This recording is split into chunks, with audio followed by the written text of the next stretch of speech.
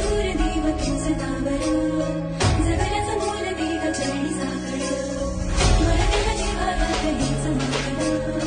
जगण्याचं मोल देव चरणी साकड हे साकड खाली तो गाभारात माथा अभाळावरून राहू दे रे कृपा नमन तुझे मी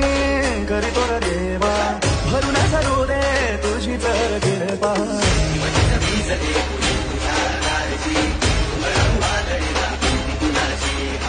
साथीला तू राहू मी वाट चालतो खडकर बांगडी असो बाजूरची